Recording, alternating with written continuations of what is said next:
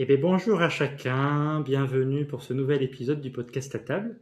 Bon voilà, comme on a l'habitude de faire au début de chaque épisode, on fait une recontextualisation du projet avec voilà l'équipe déjà directrice.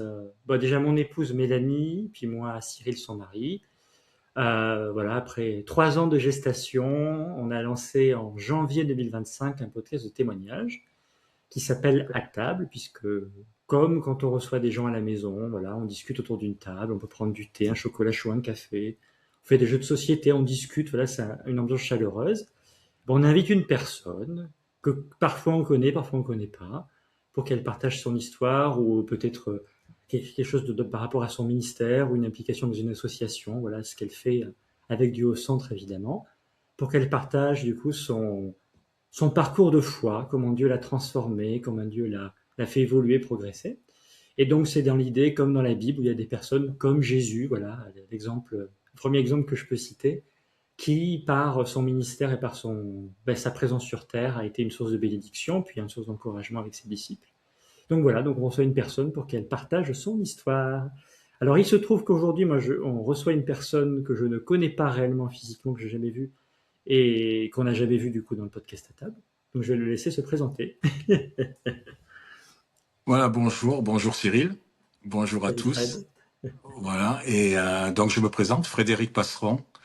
Je suis domicilié à Marseille. Je suis marié avec mon épouse Christine. Nous avons 2 enfants et je suis l'organisateur d'un ministère sur Marseille qui s'appelle Vision 1. Trop bien. Alors Marseille, c'est quoi? C'est une ville un peu méditerranéenne, un peu chaude. C'est comment ça se passe à Marseille en ce moment là? Qu'est-ce que c'est là? C'est une ville carrément chaude, très méditerranéenne, il faut pas se le cacher, mais c'est une ville passionnante, Trop bien. avec, on le sait, bon, avec les bons et les mauvais côtés. Bon, Ouais, dans les médias, on accentue beaucoup les mauvais côtés, mais c'est une ville qui est merveilleuse et il y a de très bons côtés aussi à Marseille. super, Et ouais, c'est une ville très attachante en tout cas. génial. Donc toi, tu as un cœur pour la ville depuis longtemps. Comment ça se passe? Tu es Marseillais? Tu n'es pas Marseillais? Tu es un immigré? Je sais pas comment dire ça. Non, je suis du sud, Tu es du sud? je viens de Nice. Ah Et d'accord. ça fait 20 ans que je suis installé sur Marseille, en fait. Ok, Ça fait 20 ans que je suis là. C'est un génial. coup de cœur. Excellent. Alors aujourd'hui, du coup, on va parler non pas de ton histoire personnelle, peut-être qu'un jour on le fera, mais d'un ministère dont tu as déjà évoqué, donc ça s'appelle Vision 1, c'est ça? Vision 1, oui. Excellent. Donc on va décortiquer un petit peu l'histoire, la façon dont Dieu t'a donné une vision, et puis ce qui s'est passé progressivement de ce qu'on déjà tu veux partager, puis de ce qu'on aura le temps de partager aussi. Oui, Donc oui, voilà, oui, donc très c'est l'idée en tout cas de cet épisode du podcast à table. super. Excellent. Alors qu'est-ce que tu peux nous dire pour commencer les premières fondations de ce ministère? Alors, Vision 1, ça a commencé il y a à peu près 2 ans et demi. Alors, si on refait une interview, je pourrais parler un peu plus de ce qui nous a amené à Vision 1. Il y a une Ok, histoire, vraiment très longue histoire qui nous a d'accord, amené à Vision 1. Mais Vision 1, concrètement, ça a démarré dans une conférence. C'était une conférence prophétique d'accord. à Toulon, à côté de Toulon. Génial. Et on était là, et puis il y avait deux, trois orateurs qui étaient des très prophétiques, en fait, avec ce ministère de prophète. Génial. Et donc, après leur enseignement, ils ont commencé à prophétiser. Hein. En général, les prophètes, ce qu'ils font, le Ouais. mieux, c'est de prophétiser. Et donc, ils nous ont fait lever avec mon épouse Christine. Ils ont commencé à prophétiser sur nous. Et c'était tellement fort. C'était assez rare. Moi, que j'ai D'accord. vécu des moments prophétiques comme ça, dans le sens où c'était vraiment comme si notre vie était dévoilée en quelque sorte, et Ok. comme si Dieu vraiment dans les événements qu'on avait passés que personne d'autre ne connaissait. Il y a des événements que juste Christine et moi nous connaissions. On n'en a jamais parlé, même pas à nos enfants, des événements un peu difficiles. Ok. Ces prophètes, ils étaient là, ils parlaient de ça. Et en fait, ce qu'ils disaient, c'était pas simplement des paroles prophétiques, mais si ils révélaient vraiment le cœur de Dieu par rapport à cet événement. Et comme si Dieu nous disait, quand vous passiez ces événements, j'étais là, j'étais là. Et c'était très fort. Moi personnellement, j'ai pleuré. Ça a duré 15 minutes d'une manière très très intense. On s'est écroulé sur nos chaises et puis on pleurait. Puis eux, ils sont passés vers d'autres personnes Ouais, pour commencer à prophétiser sur d'autres personnes. Et d'ailleurs, c'était fort, pas que pour nous, c'était fort pour beaucoup de personnes qui étaient là ce matin-là. Il y avait une onction vraiment très particulière. Excellent. Et au bout de 2 minutes, alors qu'il commençait à prophétiser sur un autre couple, l'orateur principal est revenu vers moi et il a dit, il a prononcé ces mots. Il a dit, je voudrais ajouter quelque chose à ce qui a déjà été dit. Et il a dit, voilà ce que Dieu te dit. Et puis, il a parlé comme si Dieu me parlait à la première personne. Il a dit, tu me demandes constamment quelle est la clé, quelle est la clé, quelle est la clé. Et moi, je dis, tu es la clé. Tu es la clé, tu es la clé. Il m'a répété ça 3 fois. Typique d'un prophète, il a dit, je sais pas pourquoi je te dis ça, mais je te le dis. Et il est parti prophétiser, rejoindre le groupe pour prophétiser sur d'autres personnes. Et ce que cet homme ne savait pas, c'était que depuis qu'on est sur Marseille, donc comme je te l'ai dit, ça faisait 20 ans, ça fait 20 ans qu'on est sur Marseille. Et vraiment, depuis que là, moi j'aime beaucoup Marseille, mais Marseille, c'est une ville qui est un peu intimidante quelque part. Tu sais Ok. pas, c'est une ville très spéciale, hein, on le sait. Et on ne sait pas que, finalement par où commencer. Nous, on est venu à Marseille, et j'en parlerai peut-être sur notre podcast, avec vraiment une ambition missionnelle, D'accord. missionnelle, vraiment pour que les personnes qui ne connaissent pas le Christ, même les plus loin de l'Église classique, on va dire, puissent venir à Christ. Amen. Et donc on avait vraiment ça sur notre cœur. Et c'est vrai, une des questions que je me suis toujours posée avec mon épouse, c'était comment on peut atteindre ces personnes. Quelle est la stratégie? Est-ce qu'il faut faire du social? Est-ce qu'il faut prier pour les malades, aller dans la rue? Voilà, il y a eu plein de choses, on a testé plein de choses, etc. Mais depuis 20 ans, c'est une question qui a toujours été au centre de mes prières. Et ma manière de formuler cette question, quelle est la stratégie, c'était de prononcer exactement ces mots, Seigneur, quelle est la clé? D'accord. C'était incroyable. Et là, ce prophète, il me dit, mais tu me demandes, tu me dis, quelle est la clé, quelle est la clé? Et après, quand il a continué, il a dit, tu es la clé. Et là, c'est vrai que je comprenais pas trop exactement ce qu'il voulait dire. Je dis au Seigneur, mais Seigneur, tu me dis, tu es la clé. Mais qu'est-ce que ça veut dire exactement? Je sentais qu'il fallait que je fasse quelque chose, mais je savais pas quoi faire. Donc j'étais complètement bouleversé par cette matinée, il faut pas se le cacher. Donc tout le groupe, une fois qu'ils ont fini de prophétiser vers les midi et demi, ils sont tous allés manger. Moi j'étais bouleversé. J'ai dit je reste là, je vais continuer à prier. Je suis resté seul dans la salle. Et au bout de, je sais pas, peut-être un quart d'heure, j'ai vraiment eu comme une révélation, une épiphanie. C'est un peu dur à décrire, mais vraiment une révélation du Seigneur sur sur ce qu'il voulait que je fasse. D'accord. Et ce qu'il voulait que je fasse, c'était ça. C'était organiser un 48 heures de louanges et de prières non-stop sur la ville de Marseille pour le réveil, pour la ville et pour la France. Donc ça, c'était le thème. Et il m'a D'accord. donné aussi des 5 lignes directrices Ok. que je pourrais peut-être évoquer plus tard. Je t'écoute. Très précise en fait. C'est un peu, moi j'aime bien comparer quand je raconte cette histoire, j'aime bien comparer comme quand Moïse a reçu les plans du tabernacle. C'était très Ok. très précis, exactement le tissu, etc. Et là c'était un peu pareil. Vraiment, j'ai reçu des choses qui étaient extrêmement précises. Donc c'était très fort. Avec un peu, tu sais, avec un peu le doute hein, aussi qui peut venir Mhm. quand on a des révélations comme ça. Mais c'est pas des choses, par exemple, que je préméditais. Je me dis, ah ben tiens, j'ai toujours rêvé de faire un 48 heures. Et puis là, tout d'un coup, non, c'est sorti Ouais, comme ça, je de nulle comprends. part, mais c'était très fort en fait. Donc je retourné, on a passé la journée, la soirée. Et le lendemain matin, je me suis réveillé vraiment avec toujours cette pensée très très claire qui ne m'avait pas quitté. Donc c'est vrai, je me demandais, est-ce que Seigneur, est-ce que ça vient vraiment de toi? Mais bon, au bout d'un moment, je sais quand le Seigneur me parle vraiment. Mais il y avait quand même une petite forme de doute. Donc j'en ai parlé à mon épouse Christine et donc je lui ai dit voilà ce qui s'est passé, voilà ce que Dieu m'a parlé. Je sais que ça peut paraître bizarre, mais je sens vraiment que c'est Dieu qui m'a dit. Donc toi, qu'est-ce que tu en penses? Je voulais un peu tester. Et puis Christine m'a dit écoute, aussi bizarre que ça puisse paraître, je crois vraiment que ça vient de Dieu. Je crois vraiment que je sens vraiment que ça vient de Dieu. Ah, c'était une belle première indication. Et quand j'ai continué, on est revenu sur Mhm. Marseille. Et j'en ai parlé à une dizaine de proches autour de moi, des personnes de tout milieu, charismatiques, non charismatiques, et des personnes de confiance. Et quand je leur en ai parlé, même des non-chrétiens. Et quand Ouais. j'en ai parlé, ben, vraiment le mot qui est revenu pour le plus, c'était ça résonne, ça me parle, ça résonne, ça me parle, ça D'accord. résonne.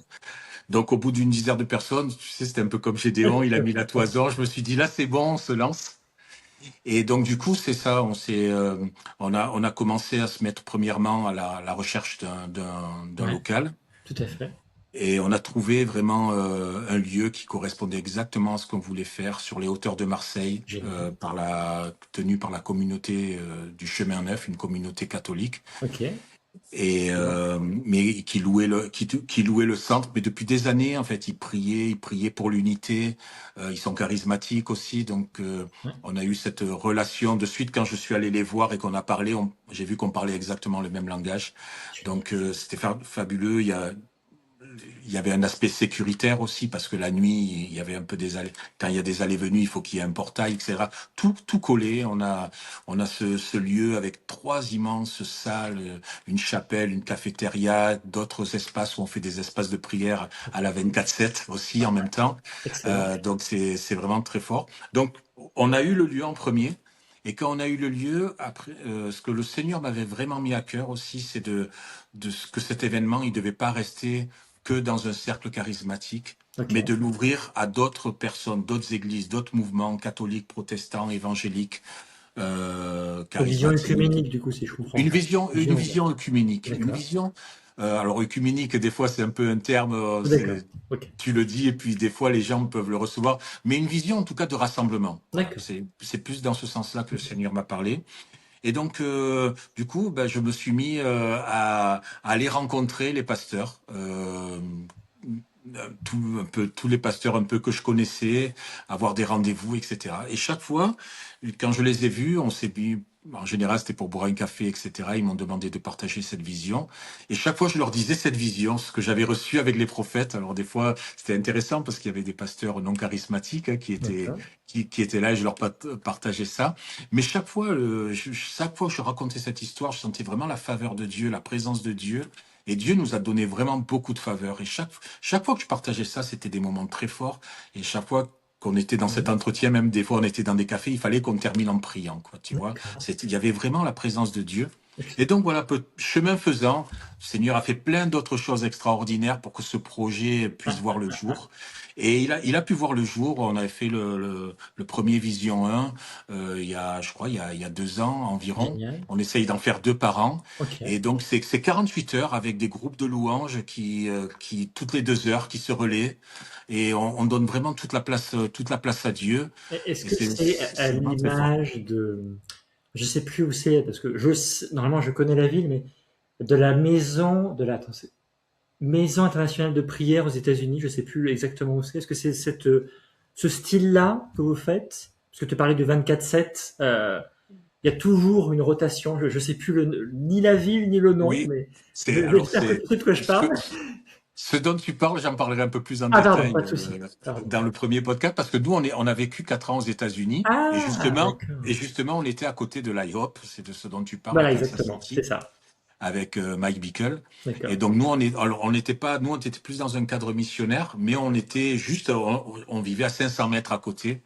Mais alors c'était un modèle très élaboré, Ok. avec basé sur la harpe et les coupes, tu sais, dans l'Apocalypse, D'accord. etc. Nous, on n'a pas les moyens Ok. exactement de faire la même chose. On l'a fait un peu plus à la française. Ok. Mais oui, c'était du coup, c'est vrai que c'est la première fois, moi, que j'avais vu de la prière non-stop, en fait. Ok. C'était à Kansas Excellent. City. Donc, quand je te parle d'espaces de prière, c'est des espaces créatifs, en fait, de prière, plus pour individuels. D'accord.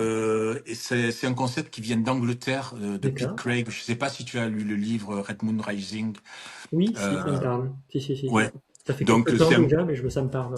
voilà, c'est le mouvement, tu tapes 24/7 prayer .com et c'est vraiment des espaces de prière où les gens, euh, oui, c'est des espaces décorés, tu vois, où tu peux prier. Alors, ce qui est intéressant dans le Vision 1, c'est que tu as un espace collectif avec les groupes de louanges, Ouais. qui font la louange, et tu as cet espace individuel où les gens peuvent avoir une posture de connecter avec le Père, tu vois, seul à Excellent. seul. Et ils sont guidés avec les créatifs, ils font des post-it, ils écrivent des choses, etc. Donc les deux, et ça vraiment le Seigneur m'a parlé aussi de faire les deux comme ça amène vraiment quelque chose de très très profond en fait. Et on Et peut même pas avec, dire que l'un est plus fort que l'autre et que l'autre est plus fort que l'un. Ça se ouais. complète, c'est deux choses différentes. Et avec donc charismatique et non charismatique, si j'ai bien compris dans ce que tu as Oui, décrit. Donc cette oui, complémentarité du... Parce qu'on est d'accord que chacun apporte quand même sa maturité, sa spécialité. Enfin voilà, ça, les charismatiques, je peux caricaturer, mais c'est vraiment le plus l'audace, le côté expression visuelle. Et puis oui. d'autres moins charismatiques, peut-être plus la parole de Dieu, une connaissance plus fine de la parole. Peut-être que c'est caricatural ce que je dis, hein, Frédéric, tu corriges. Hein. Peut-être que les deux sont un peu comme ça aussi. Hein, mais, Non, c'est vrai que le Seigneur nous a vraiment parlé sur l'unité, ouais, ouais. mais nous, on s'affiche clairement charismatique, du coup. D'accord. D'accord, ok. On vit les dons de l'esprit. Maintenant, on laisse la liberté à chacun quand Mhm. les personnes viennent. On leur laisse la liberté. On fait pas d'enseignement, quoi, si tu Ok, veux. On ne dit pas il d'accord. faut croire à ça, il faut faire ci, il faut faire ça.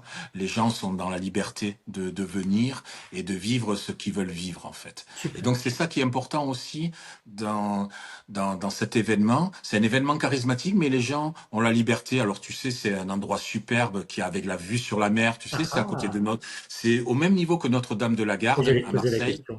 Et donc, t'as vraiment une vue extraordinaire. Donc, les gens, des fois, sortent à l'extérieur. Des Super. fois, ils se retrouvent dans les espaces de prière. Tu vois, ils vivent un moment seuls. Des fois, ils se retirent. Il y a aussi l'espace cafétéria où les gens parlent les uns avec les autres. Et puis, il y a cet espace de louange où c'est un peu libre, quoi, si tu veux, tu vois. Donc, et même les non charismatiques peuvent venir au bout d'un quart d'heure, 20 minutes, une demi-heure.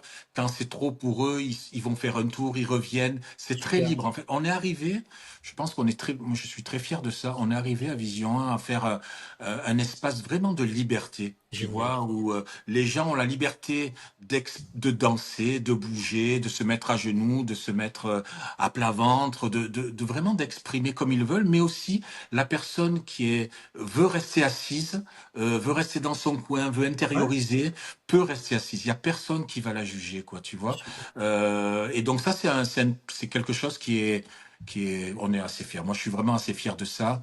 Et ouais, c'est très fort en fait, ouais. Alors, juste un éclaircissement par rapport, on parlait de Notre-Dame de la Garde. Bon, moi, je suis pas de Marseille, mais je pense que c'est un peu connu. Mais pour la personne qui ne sait pas ce que c'est, grosso modo, c'est quoi? C'est le symbole de Marseille, c'est un peu la tour Eiffel Oui, marseillaise, c'est ça? exactement, bravo. C'est Je pourrais pas le... mieux le décrire. Ouais, il y a aussi le stade Vélodrome, je présume que ça aussi, c'est peut-être un peu la tour Eiffel. Voilà, le stade Voilà, Vélodrome, le Vieux-Port, voilà, exactement. c'est un peu les symboles de Marseille. Ce qui est Mais intéressant avec Notre-Dame de la Garde, alors c'est vrai, c'est très c'est religieux, hein, catholique, quelque voilà. part, tu vois, Ouais, ouais, c'est très religieux, mais en même temps, il y a des musulmans qui montent à Notre-Dame de la ouais. Garde D'accord, aussi. super. C'est vraiment un symbole marseillais, on va dire ça comme ça. Génial.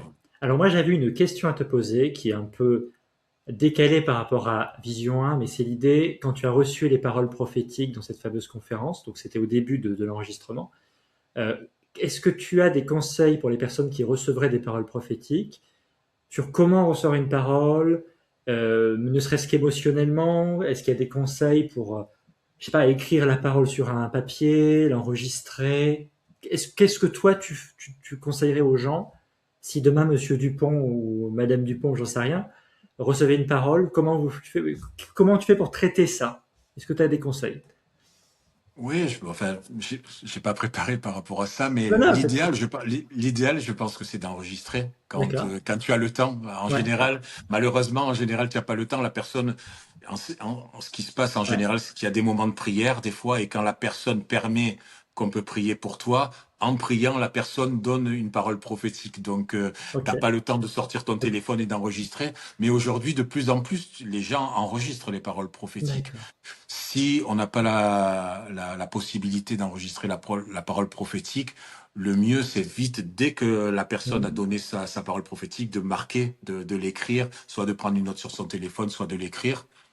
Après, moi, je crois qu'il faut toujours euh, avoir à l'esprit Ouais. que cette parole de Paul qui dit que nous voyons les choses au travers d'un miroir déformant, en fait. D'accord, d'accord, C'est d'accord. je crois que c'est dans 2 Corinthiens.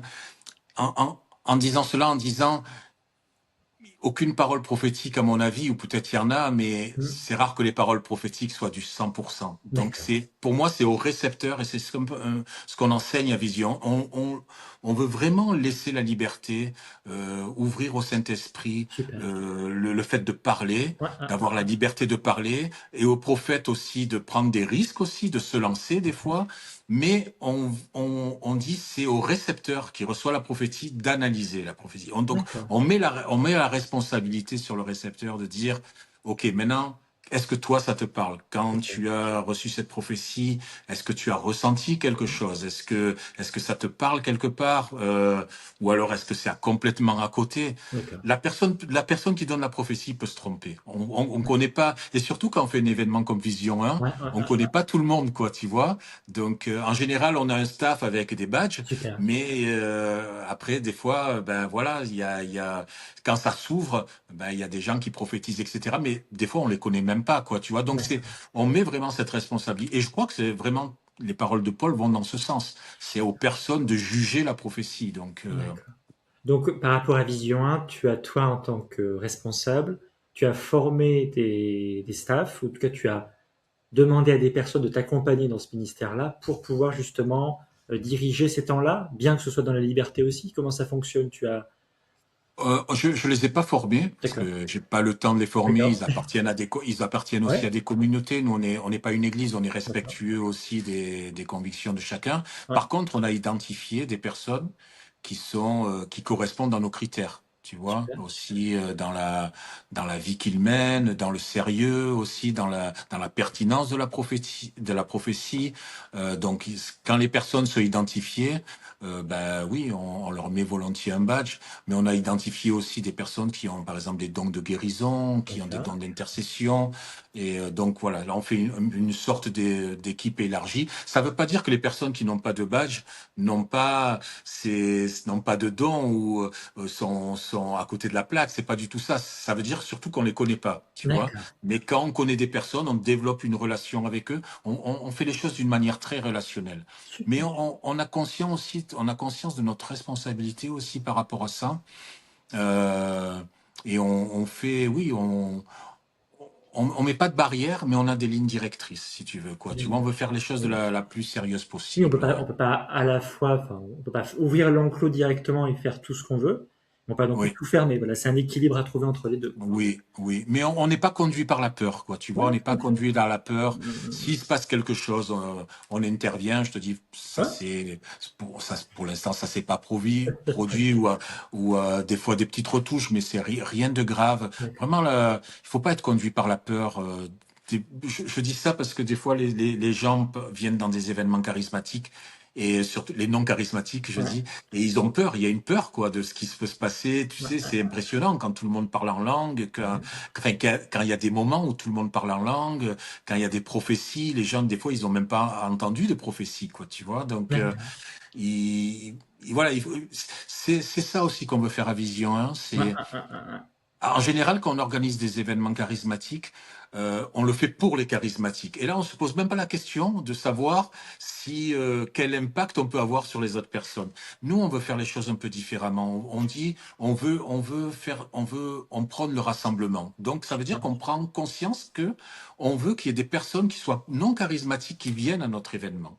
Donc, on veut pas faire de compromis sur ce qu'on ouais. croit, sur les choses qui sont dans la parole de Dieu, le christianisme biblique du Nouveau Testament, mais en même temps, on veut être conscient qu'il y a des personnes qui en sont pas à notre expérience et on veut D'accord. simplement expliquer, pas de, tu sais, on sait tout et puis on vous Ouais. explique, mais simplement être vraiment dans une ouverture fraternelle de dire, ben voilà, si on essaye d'expliquer, si vous avez des questions, venez nous voir. On est vraiment dans la fraternité, en fait. Oui. Et ça se passe très, Génial. très bien. Super. Donc j'imagine que là maintenant, ça fait donc 2 ans et demi, tu as dit que que ça avait été lancé. À peu Par près, oui. rapport à ce que Dieu tu as donné dans le cœur, est-ce que ça correspond à ce que tu avais reçu? Est-ce que vous avez arrivé à aligner la vision et concrètement ce qui se passe sur le terrain? Oui, moi, je suis assez content de ça, du coup. Et non seulement, mais tu sais, quand on a commencé, le Seigneur nous a parlé. Et peut-être c'est le moment peut-être de parler un peu des lignes directrices qui Ok. sont très importantes à Vision 1. Euh, Seigneur, il m'a demandé d'organiser ce 48 heures de louanges et de prières pour le réveil, pour Marseille, pour la France. Génial. Mais il nous a donné ces lignes directrices, je les ai regroupées en 5 lignes directrices, qui sont un peu les colonnes un peu de Vision Mhm. 1. Et D'accord. donc la première colonne, on va dire la première ligne directrice, c'est de donner toute la gloire à Dieu. Tu D'accord. vois. Et Génial. vraiment, le Seigneur m'a parlé. Je vais faire très court, hein, mais le Seigneur m'a parlé il m'a donné une image par rapport à Apocalypse 4. D'accord. Tu vois où les anciens déposent leur couronne, ils donnent Ok. toute leur couronne ils la déposent au pied du Seigneur.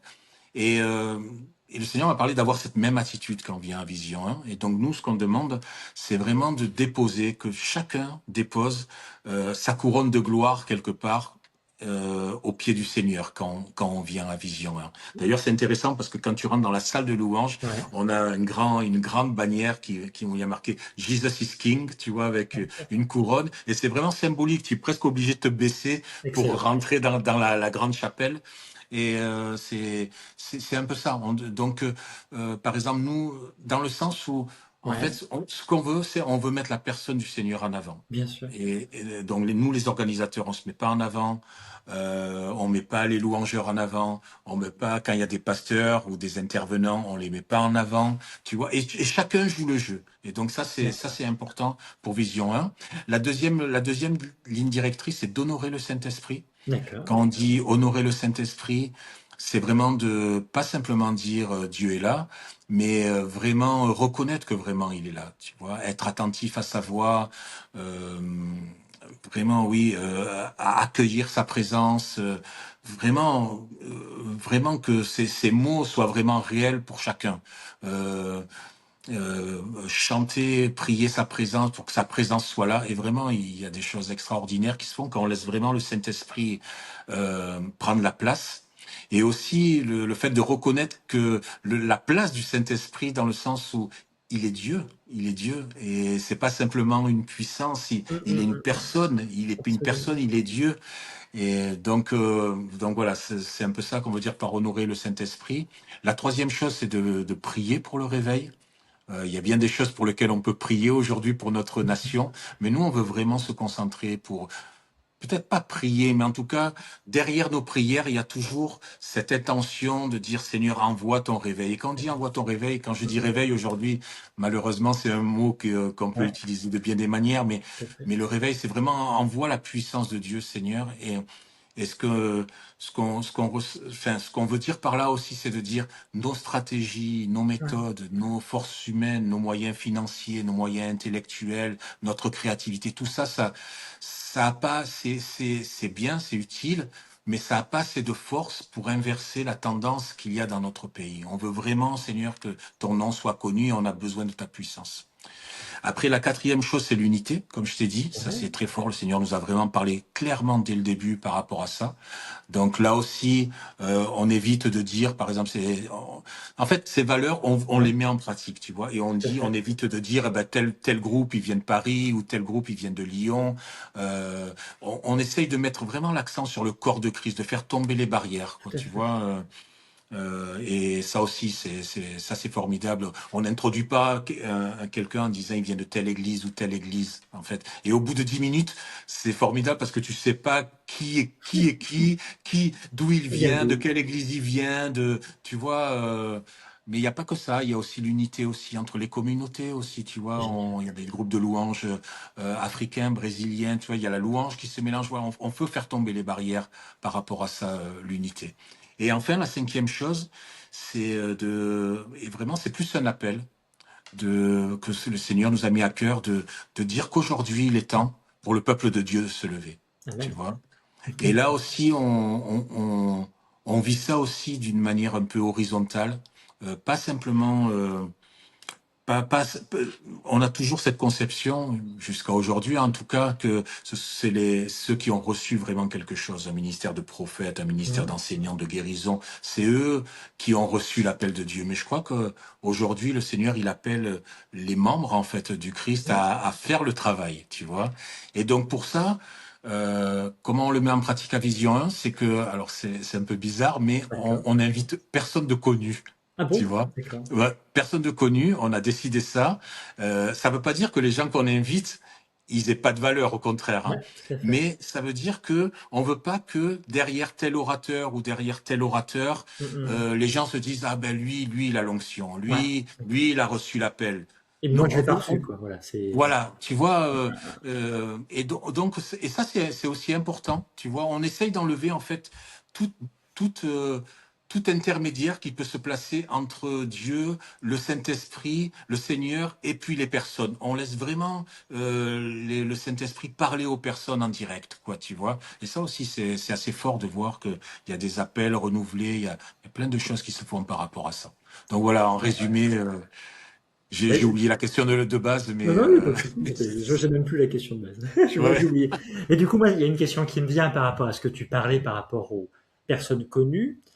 À nouveau, c'est pas forcément juste sur Vision 1, c'est plutôt sur un encouragement ou des pistes de réflexion sur les personnes qui peuvent nous écouter. Est-ce que tu penses que dans les églises, il peut y avoir un risque d'avoir des personnes justement connues pour être en connexion avec le Saint-Esprit? Est-ce qu'il n'y a pas parfois une forme d'idolâtrie? Est-ce que ça peut empêcher de connecter avec Dieu? Si ma question n'est pas intéressante, on passe à autre chose. Je veux juste la poser. Voilà, et elle puis est qu'est-ce très, que tu veux avec? elle est très intéressante, mais elle est piégeuse. Ah d'accord. Voilà. Non, non, non, non, mais tu as raison, tu as raison. Poser la question, c'est déjà, c'est une évidence. Alors, je trouve alors justement, quand on parlait de l'IOP, tout ça, Ouais. je Mm, pense mm. qu'au travers ça, nous, on a vraiment connu le culte de la personnalité, où D'accord. tu sais, dans les années 2000, les gens étaient vraiment regardés sur un piédestal, surtout dans le milieu charismatique. Dès Ouais. que quelqu'un avait un don de prophétie Mm, ou un mm. enseignant, il est vraiment tellement mis piédestal, on pouvait même pas lui demander des comptes, etc. Je crois qu'aujourd'hui, aujourd'hui c'est mieux, c'est un peu mieux, je D'accord. trouve, dans le Ok. sens où il y a tellement aussi de grands ministères qui se sont cassés la figure Ouais. aussi, tu vois, que peut-être on voit les choses un peu plus humblement. Mais je trouve qu'il y a un paradoxe. Des fois, il y a beaucoup, et je dis pas tout le monde parce que c'est pas vrai, mais il y a beaucoup des fois de pasteurs qui souhaitent que les gens de leur église se lèvent pour servir le Seigneur, Ouais. mais en même temps, tu vois que, quoi, tu vois ce que je veux dire? Donc tu vois que, Absolument. on dirait que lui, il y a que lui qui sait tout faire, tu vois.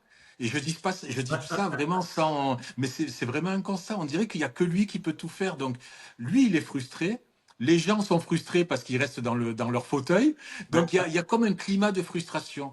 Et moi, je crois que dans ces temps qu'on vit, qui, moi, je le crois, on s'approche un peu des temps de la fin. Je crois que Ouais. c'est un message que le Seigneur veut dire, le Seigneur, de revenir au livre des Actes. Vos filles et vos filles prophétiseront, que chaque chrétien, chaque croyant est amené aussi à annoncer l'évangile, à faire Mm, du suivi pastoral, à prier pour les malades et les malades seront guéris, tu vois. absolument. C'est terrible de voir des fois des gens qui sont depuis 20 ans, plus de 20 ans dans une église et qui restent assis, qui ne sont pas utilisés. Moi, je crois que le Seigneur est en train de bouleverser ça, tout ça, et justement avec la nouvelle génération qui arrive aussi. Donc la place du Saint-Esprit, pour ce que tu es en train de dire, est essentielle, avoir une maturité dans le Essentiel. Saint-Esprit. Et donc toi, tu as vu des personnes peut-être évoluer dans leur vision du Saint-Esprit au travers des rencontres Vision 1. Peut-être qu'on peut en parler avec plus de précision, aller au cœur de ces rencontres, pas forcément donner les noms des gens d'ailleurs, parce que je pense qu'ils n'ont pas besoin d'être nommés, Oui, c'est clair. anonymiser les témoignages peut-être pour que ça reste confidentiel. Mais est-ce que tu peux nous parler du cœur de ce qui se passe dans ces réunions-là, si c'est possible? Oui, oui, oui, oui, tout à fait. Moi, je suis un peu attristé des fois de voir le peu de place. Ça va un peu dans la deuxième ligne directrice que je t'ai Ouais, dit, d'honorer le d'accord. Saint-Esprit.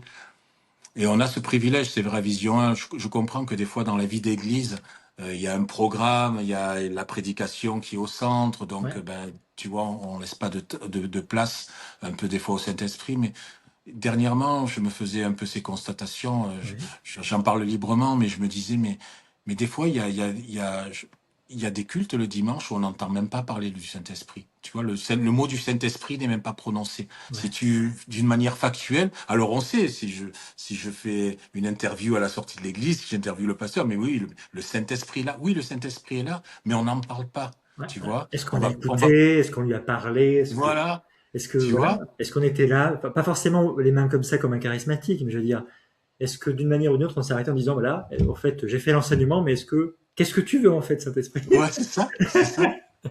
Mais c'est même pas ça, c'est que simplement, on sait même pas une personne qui ne connaît rien, Ouais, ouais, ben, elle entendra peut-être même pas parler du Saint. Alors que quand tu regardes le livre des Actes, quoi, le Saint-Esprit conduit l'Église, il est devant l'Église, ouais, tu ouais, vois. ouais. Et aujourd'hui, on dirait que c'est l'Église qui est devant le Saint-Esprit et qu'on dit allez viens Saint-Esprit, bénis-nous. Bon, je dis ça comme ça, Non, mais mais c'est en tout cas, intéressant. mais oui, je pense que le Saint-Esprit est un peu attristé par rapport à cette situation. Et je comprends maintenant que, tu sais, je comprends aujourd'hui, à force de faire des visions 1, ce que le Seigneur nous a dit au début. Au début, on a lancé, mais c'était complètement par obéissance. On a fait les Mm. 48 heures, on a fait ces cinq piliers, mais je savais pas exactement où le Seigneur voulait en venir. Mais aujourd'hui, je vois un peu où il veut en venir. Et vraiment, oui, le Saint-Esprit, c'est quelque chose d'essentiel.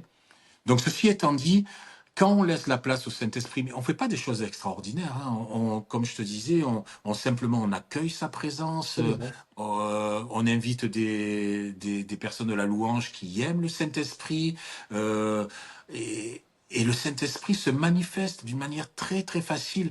Et juste, je te raconte une Ouais, petite histoire qu'on m'a racontée il y a quelques semaines. Une jeune fille qui venait avec un groupe de jeunes, elle est venue, elle était, d'après donc ce qu'on m'a dit, elle était contre le baptême du Saint-Esprit, quoi. Elle a ah, toujours été contre, elle était d'accord. contre le baptême du Saint-Esprit.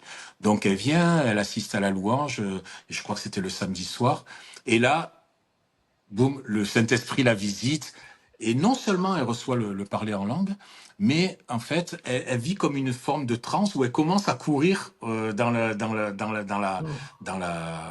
dans l'espace de réunion, si tu veux. Ouais, Et puis, et en fait, cette jeune fille, c'est une fille très réservée, très timide, tu vois. Et puis là, et du coup, au bout d'un moment, elle s'est réveillée quelque part. Elle a pris conscience qu'elle était à l'autre bout de la pièce, quoi, tu vois. Et on a plein de témoignages comme ça, et, où le Saint-Esprit travaille, mais tu vois, c'est pas mm, mm, comme mm. des choses, waouh, il faut que nous, on aille chercher les témoignages, mais les gens vivent plein de trucs, C'est génial. euh, Ouais, incroyables avec le Saint-Esprit, dans les espaces de prière, comment le Seigneur leur parle, beaucoup de pardons qui sont accordés, mais le Saint-Esprit, oui, il y a beaucoup de baptêmes dans le Saint-Esprit, des gens qui génial. expérimentent le Saint-Esprit pour la première fois. Super. Tu vois, peut-être des personnes qui vont à l'église, mais qui connaissent pas le Saint-Esprit, quoi, tu vois. Et quand je dis ça, je dis pas des gens qui sont non charismatiques, mais même dans les églises charismatiques ou Mm. pentecôtistes qui viennent dans les églises. Mais aujourd'hui, c'est vrai, hein, dans les églises, on parle de moins en langue, tu vois, des Ouais. choses comme ça. Et là, qui expérimentent parce que la présence de Dieu est vraiment très forte, en fait. Mais justement, le Saint-Esprit a vraiment la liberté d'agir et de faire ce qu'il veut. Et nous, c'est vraiment ce qu'on veut, en fait. Tu vois? Alors, quelle est enfin pas tes consignes, mais la culture que tu mets en place à Vision 1 pour que justement, pour accueillir le Saint-Esprit, pour le laisser agir? Est-ce que tu as dû inculquer ou tu guider tes équipiers ou les personnes qui viennent pour justement l'accueillir, je présume? Alors, juste pour finir ce que je Oui, voulais pardon, dire, pardon, excuse-moi, tu vois, vas-y. ce que je voulais dire, Ouais, il y a des baptêmes dans le Saint-Esprit, mais ouais, on prie pas pour le baptême dans le Saint-Esprit. d'accord. Donc ça se fait C'est ça qui est naturellement. fort. Et Ça ça, se fait. naturellement, les Ouais, gens, soit dans la louange, bon, c'est sûr, on fait beaucoup de louanges, mais dans la oui, louange, tu vois, et les gens reçoivent le Saint-Esprit. C'est fou quand même, quoi, tu vois. absolument. Et pour répondre à ta question, je ne sais pas si on fait quelque chose de D'accord. particulier. On laisse vraiment Dieu C'est aller. On laisse génial. vraiment Dieu aller. C'est Le super. choix des groupes de louanges, c'est clé aussi. On a des super groupes de louanges. Moi, je le dis chaque fois, on est béni d'avoir les groupes qu'on a. Et le Seigneur nous conduit vraiment pour chaque année d'avoir des groupes de louanges particuliers. Mais ce qui est chouette, c'est que par exemple, on donne aux groupes de louanges entre une heure et demie et une heure D'accord. 45, tu vois, pour faire la louange. Super. Et donc, on peut aller loin, quoi. Tu vois ce que je veux dire? C'est Absolument. ça déjà pour moi, c'est la première chose. Quand tu es dans l'église, et comme je le dis, hein, il y a le programme qui est là, il y a peut-être 2 heures et demie, on peut faire le culte que pendant 2 heures et demie, donc il faut tout faire entrer dans 2 heures et demie. Donc c'est dur d'aller à fond, quoi, si tu veux. Là, Absolument. à Vision 1, et moi je les encourage vraiment à ça, et peut-être c'est une deuxième clé, de leur donner complètement la liberté, tu vois. quand ils viennent aussi, les groupes de louanges, je leur dis, écoutez, vous êtes libres, faites-vous plaisir, allez à fond, faites tourner les chants, et on arrive à vraiment, des fois, à des climax qui sont très forts, en fait. Et c'est ça, et puis après, c'est dans le, tu sais, ce qui se passe, c'est que au fur et à mesure que les groupes de louanges viennent, Ouais. il y a la présence de Dieu qui s'accumule, si je peux utiliser cette expression. C'est pas une belle expression pour le Saint-Esprit, mais qui devient de plus en plus intense, qui devient de plus en plus tangible. Et au bout d'un moment, tu rentres vraiment dans la salle de louange. C'est comme tu sens vraiment quelque chose. C'est fort, quoi. Tu vois. Donc, au bout d'un moment, on n'a pas à faire grand-chose, en fait. C'est J'irais super. presque dire que même un gars qui arrive et qui joue du ukulélé et qui, tu vois, qui fait la louange, ben, ce sera fantastique parce qu'il y a tellement la présence de Dieu, quoi, tu vois. Donc je pense que c'est ce qui est important vraiment pour répondre à ta question, Ouais. c'est vraiment l'attitude de cœur. Que Dieu voit notre attitude de cœur. Quand il voit qu'on a soif, quand il voit qu'on est ouvert, quand il voit qu'il y a la communion fraternelle, quand il voit qu'il y a l'unité aussi. Tu vois, tout est un peu entremêlé les uns les autres. Si on dit viens Saint-Esprit, mais qu'en même temps on fait un truc fermé sur soi-même, ou on n'accueille pas les autres, ou on ne parle pas aux autres, ben le Saint-Esprit, tu le sentiras sûrement d'une manière moins forte. J'ai pas peur de le dire, quoi. Tu vois, donc tout est un peu lié. Tu vois, dans la communion fraternelle, dans l'amour fraternel, dans le non-jugement, dans la liberté, dans cet esprit de liberté qu'il y a, et puis ouais, et puis le fait aussi que les gens, dans cet esprit de repentance aussi qu'il peut y avoir aussi. Tu Absolument. sais, quand il y a le Ouais. Saint-Esprit, les gens, parce que c'est ça aussi, hein, c'est pas simplement quelque chose aussi de dire ah on aime ta louange, ça nous fait du bien, mais aussi Mm. quand Dieu est là, oui, nous on encourage ça en tout cas, tu vois, de vraiment, il y a beaucoup dans les espaces de prière d'accorder les pardons, tu vois, il y a beaucoup de choses comme ça qui bloquent des fois Ouais. avec la présence de Dieu. Absolument. Le manque de pardon, le péché aussi qui peut être Mm. dans les vies, hein, donc tout ça, donc tu vois, tout est un peu entremêlé les uns avec les autres. Mais on n'a pas de recette, c'est ça que je Ouais. veux dire. Mais c'est magnifique en fait justement de ne pas avoir de recette, c'est-à-dire que c'est carrément accessible. Ça Ouais, demande aussi une forme de vulnérabilité parce que la repentance et le pardon, c'est pas toujours oui, évident.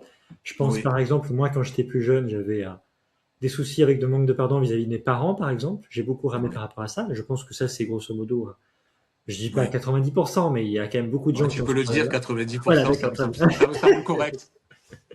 Mais je veux dire, voilà, c'est un travail qui est fait, mais de dire en fait par rapport à ce que tu dis, c'est merveilleux parce que c'est carrément accessible. Il n'y Ouais, a pas de méthode.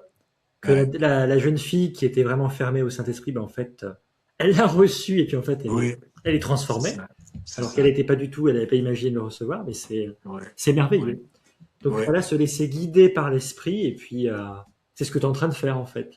oui. Et peut-être un autre élément qui est Oui, important, c'est plus on avance la vision 1, plus on se rend compte que plus j'apprends à moins s'en faire.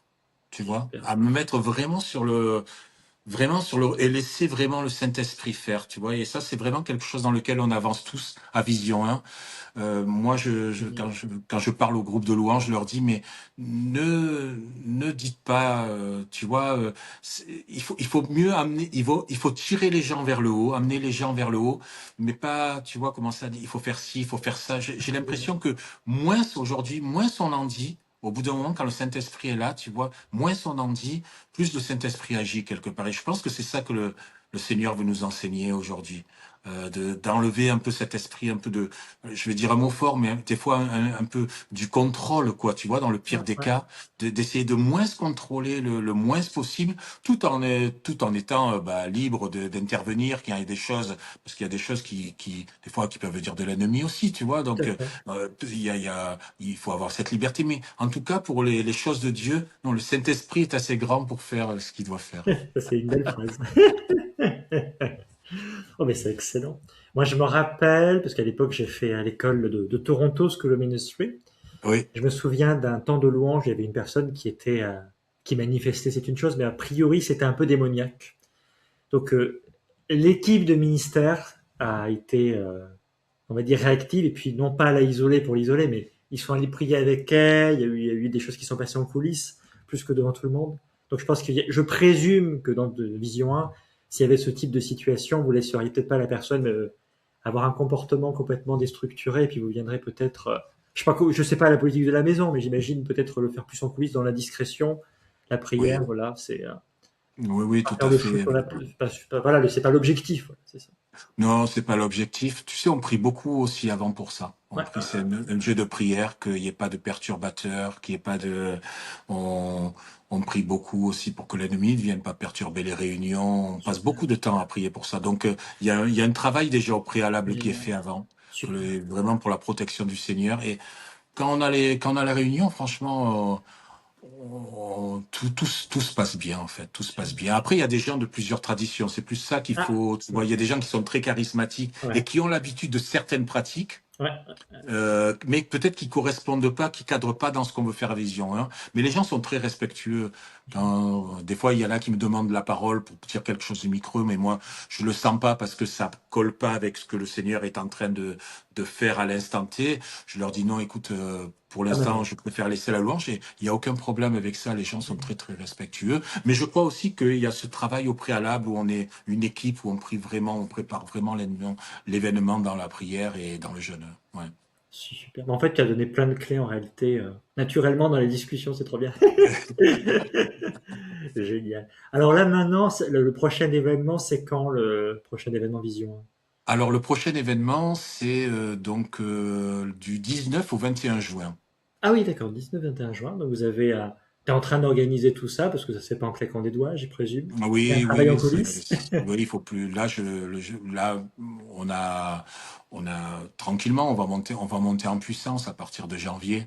Génial. Là, il y a les fêtes. Ben, là, déjà, on va l'annoncer. Donc, peut-être, si tu sors la vidéo assez rapidement, c'est toi qui auras la primeur de cette annonce publique. Ce serait sympa. Excellent. Mais ouais, mais sinon oui, en janvier, on va commencer à préparer activement l'événement. Là, on a pu déjà Super. contacter quelques groupes avec qui on a l'habitude de faire l'événement. Et oui, tranquillement. Mais ça, t'as raison, il faut plusieurs mois pour préparer un Bien sûr. événement comme ça. Ouais. Mm. Donc tu as une équipe de choc sur les réseaux sociaux, tu as une équipe de choc, je sais pas, de communication. Il y a des choses plus concrètes que juste le spirituel, je présume. On aimerait avoir une équipe pour les réseaux Ah, mais c'est sociaux. pas S'il y a encore quelqu'un arrivé. qui entend ce message, qui nous contacte. Mais en gros, on a deux équipes. On a une équipe d'organisation Ok, avec des gens bien terre à terre, tu d'accord. vois. Et c'est plus mon épouse Christine qui s'occupe de ça. Enfin, on travaille tous les deux avec ça, mais avec une super équipe, Génial. vraiment des bénévoles extraordinaires qui sont vraiment prêts, qui se donnent pour la vision. Il y a 4 5 personnes. Et Ok. puis là, maintenant, on a une équipe aussi. Euh, on va dire apostolique ou prophétique si tu veux, ou plus dans la direction spirituelle de l'événement. Quelques personnes aussi. Voilà, ça a été on a mis un peu de temps, hein, bien Oui, sûr, pour trouver les bonnes personnes. bien sûr. Mais là, je pense on a une équipe pareille, une équipe de 4 5 personnes où on va Excellent. prier avant, où on va essayer d'entendre le Seigneur avant Oui, aussi. Tout le monde est un peu prophétique, donc voilà, on reçoit des choses du Seigneur, on partage, même pour la ville, hein, des fois, tu vois d'accord. aussi. Donc chaque vision 1 est un peu différent, hein. On évolue d'année en année. Super. Il y a presque des thématiques un peu chaque fois nouvelles qui se font. Donc la particularité aussi de Vision 1, et c'est ça un peu qui est déroutant, c'est que D'accord. les gens des fois, tu sais, les conférences, Ouais, les événements chrétiens, c'est fait autour d'une organisation et ouais. puis donc il y a un thème, un sujet. Nous en fait, c'est tout est nous ce qu'on a, c'est on a vraiment une révélation, donc un peu les 5 lignes directrices qu'on a et on organise toute l'organisation et autour de cette est là pour servir un peu cette révélation. Donc comme un échafaudage autour d'un grand édifice, tu vois. Donc, l'important, c'est pas l'échafaudage. L'important, les Oui, gens changent, les gens ils viennent. Des fois, on a fait le premier Vision 1, c'était carrément du non-stop. Et puis là, après, on n'a pas eu assez de gens d'accord. pour faire la nuit complètement. Donc, on a un peu, on a donc la nuit, on met de la musique calme aussi pour que les gens qui viennent méditer. Tu vois, l'organisation, c'est pas ça change. C'est pas que c'est pas important, mais ça a la liberté de changer. Par contre, on est très attaché à ce qu'a dit le Seigneur par rapport aux lignes directrices, et Bien ça, sûr. on veut. Donc voilà, c'est ça qui est. C'est pour ça que chaque fois, il y a toujours, chaque événement est un peu différent des précédents, et c'est bien, je trouve. Alors, pour l'instant, vous êtes à Marseille. Est-ce qu'il y a eu de vision, peut-être, de s'élargir déjà en France, moi je suis à Lyon, peut-être à Toulouse, je sais pas, Oui. est-ce que ma question est, là on est sur de la science-fiction, voilà, c'est, Non, non, c'est une très bonne question. Non, non. Nous, on a démarré avec ce que le Seigneur nous a ouais, donné. Mais au fur et à mesure, dès le premier vision, hein, déjà, on avait reçu des choses comme quoi, des paroles comme quoi le Seigneur nous disait qu'on allait nous agrandir. Et là, c'est vrai que ces paroles se sont accentuées. Non seulement les paroles, mais il y a des portes qui se sont ouvertes lors du dernier ou de l'avant-dernier vision, ou s'il y a des choses plus concrètes qui ont été voilà, des choses qui sont un peu en gestation. Oui, à Lyon, j'aimerais bien faire un vision 1 à Lyon. On a déjà des contacts. super, très bien. C'est intéressant et donc on pourra en parler après si tu veux. Oui, pourquoi pas. Mais là, en novembre, on est allé en Allemagne aussi. J'ai présenté. J'étais dans une conférence en Allemagne.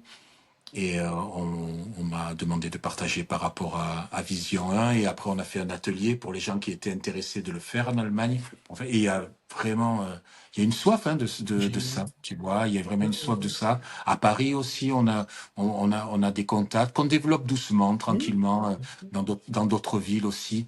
Mais il y a, ouais, je trouve qu'il y a une faim, une soif pour ce genre d'événement où on laisse Dieu agir.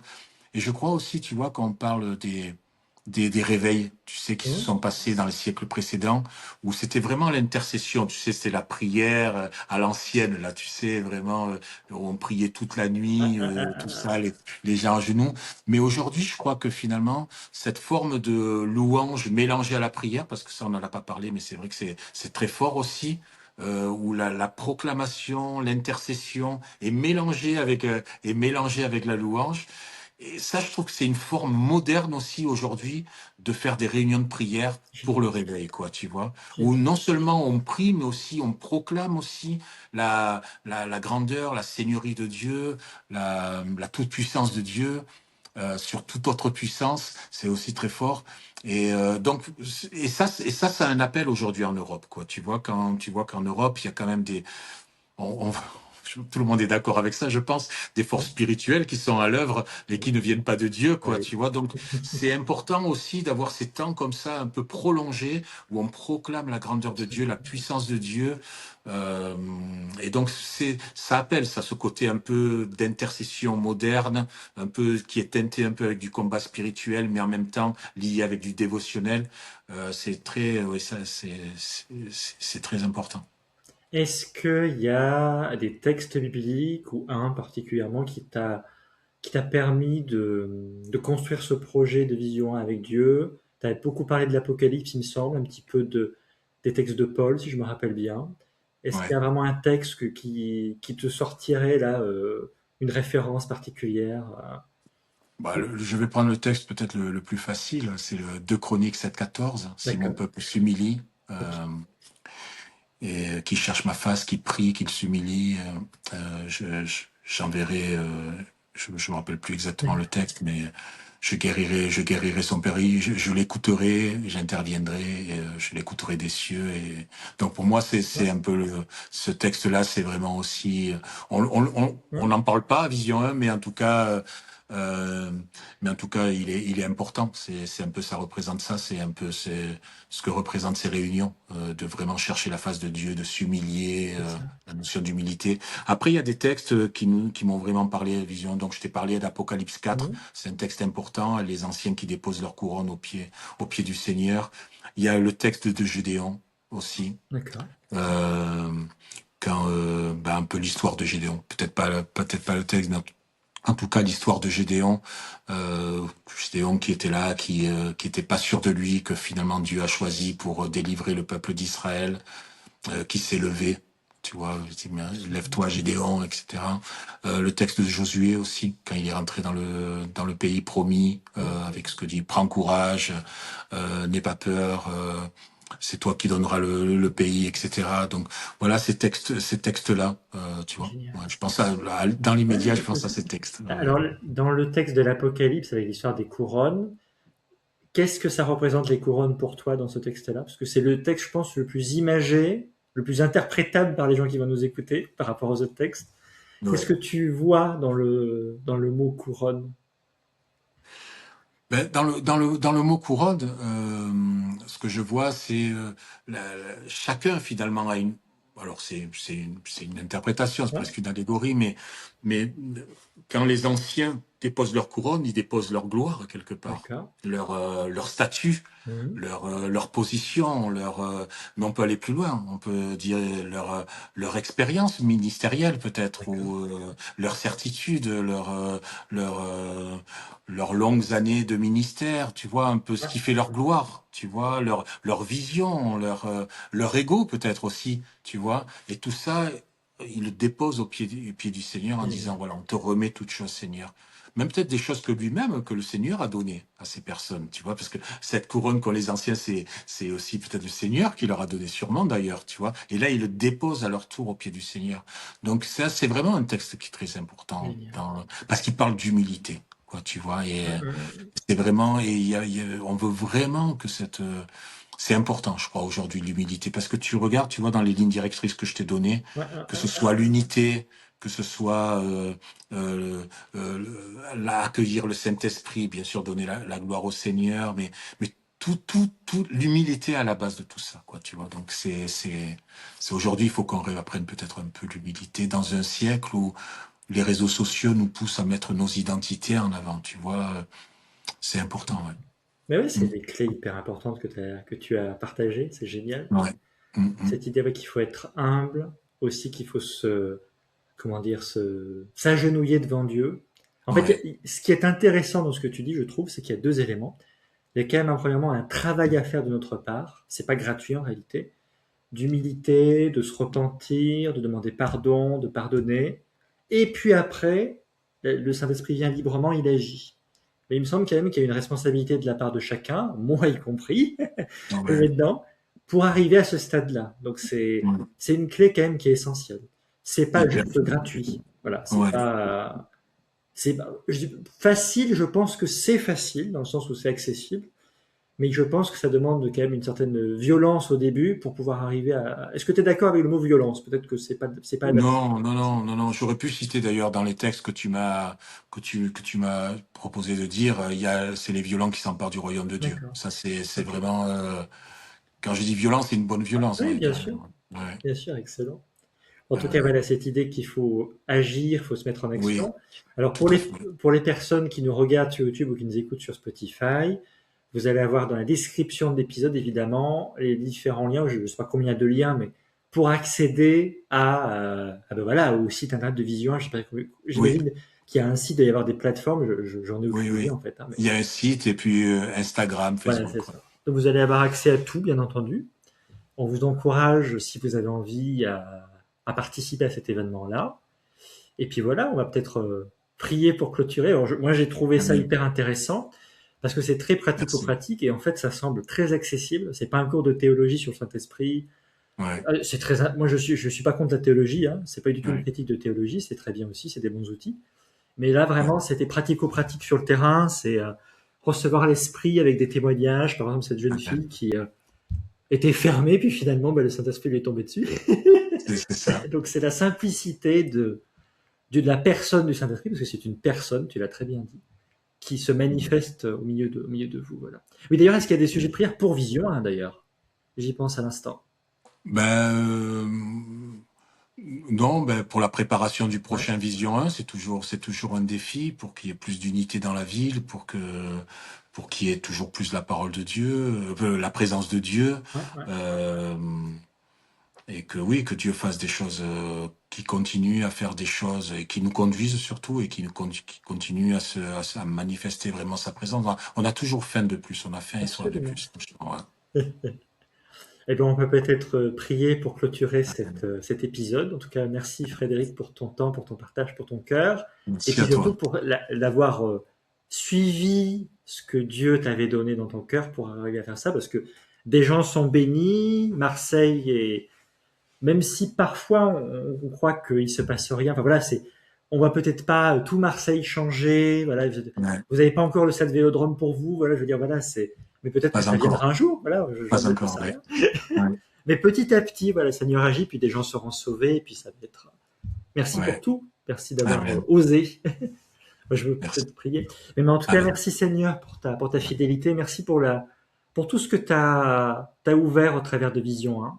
Merci d'avoir utilisé Frédéric pour que ce ministère existe. Et puis voilà, moi je voudrais prier pour que, voilà, qu'on se laisse guider par toi. Et s'il y a du manque de pardon, s'il y a un besoin de repentance, s'il y a des choses qui nous empêchent de nous rapprocher de toi, Seigneur, eh bien, montre-le-nous. Amen. En tout cas, moi Amen. personnellement, je vraiment dans ma propre vie, et je pense que Amen. ceux qui m'écoutent ici sont dans la même dynamique que moi, vraiment vouloir limiter les barrières qui nous empêchent de te recevoir, Seigneur. Amen. Amen. Amen. Amen. Tu peux prier si tu as envie, il n'y a pas de... Ah, ok.